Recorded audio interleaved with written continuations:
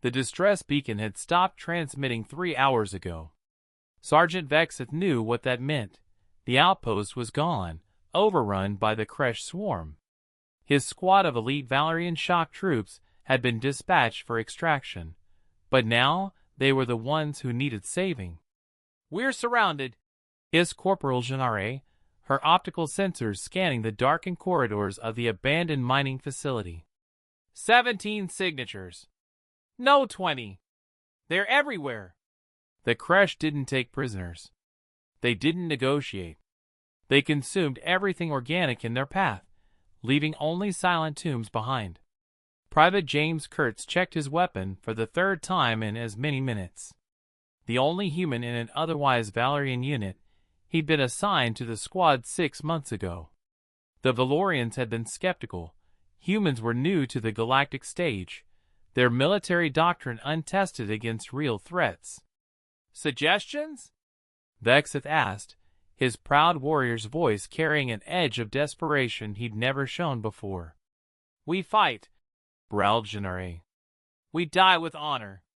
"Or," Kurtz said quietly, "we don't die at all." The Valorians turned to him. Their species had evolved on a paradise world, 3 suns, abundant resources, no major predators. They developed honor codes and warrior traditions as social constructs, not survival necessities. Combat was a learned skill, not an instinct. Kurtz had been born on Earth. "Listen carefully," he said, his calm voice cutting through their rising panic. "Everything you know about tactics? Forget it. The Kresh don't think like you. They don't have honor. They have hunger. But I know hunger."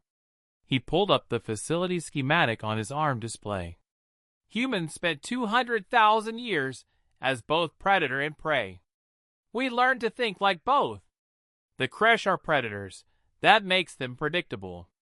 "Predictable?" Vexeth's mandibles clicked skeptically. "They're surrounding us." "Exactly. They're doing what predators do, cutting off escape routes, conserving energy, waiting for us to panic." Kurtz's eyes scanned the map. "But here's what they don't know. Humans invented persistence hunting. We don't chase prey until it's exhausted. We make it chase us until it makes mistakes." He outlined his plan quickly. The Valorians listened, their tactical training warring with their instincts. Everything Kurtz suggested violated their warrior code: retreat, misdirection, using the enemy's aggression against them. "This is cowardice," Gennare protested. "This is survival," Kurtz replied. "And dead warriors don't get to be honorable." 20 minutes later, the Kresh attacked. The squad retreated exactly as Kurtz had planned, firing only enough to keep the swarm interested. They led the creatures through corridors rigged with mining charges, through chambers where gravity plating had been reversed, through sections where life support had been vented. The Kresh, driven by instinct, followed. Kurtz didn't fight like a Valerian, clean, direct, honorable. He fought like a human, dirty, adaptive, creative. He used the environment as a weapon. He exploited the Kresh's own aggression. He turned their strength into weakness. When the emergency shuttle finally arrived, 5 Valorians stumbled aboard, battered but alive. Behind them, the facility collapsed in a series of cascading explosions, entombing the Kresh swarm in rock and metal. Vexeth stared at Kurtz as the shuttle lifted away.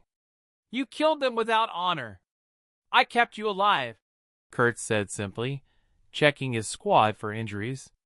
"On Earth, we have a saying, survive first, philosophize later."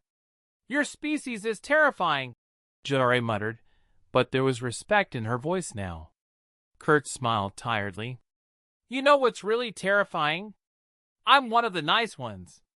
Earth didn't send its warriors to the stars. We sent our diplomats, our scientists, our teachers. The actual soldiers? They're still back home, keeping the home fires burning." The Valorians absorbed this information in silence. "Why?" Vexeth finally asked. "Why didn't Earth send its best warriors?" Kurtz looked out at the stars, remembering home, beautiful, deadly Earth, where everything from the weather to the wildlife tried to kill you, where humans had clawed their way to the top of the food chain through sheer stubborn refusal to die. Because, he said softly, if the galaxy ever sees what Earth's real warriors can do, we want you to remember that we chose peace first. We want you to remember that we tried diplomacy. That way, if it ever comes to war, you'll understand, we're not the monsters. We're just very, very good at surviving them. The shuttle continued toward the fleet, carrying 5 Valorians who would never doubt their human squad mate again, and 1 human who hoped the galaxy would never need to see what humanity could truly become when cornered.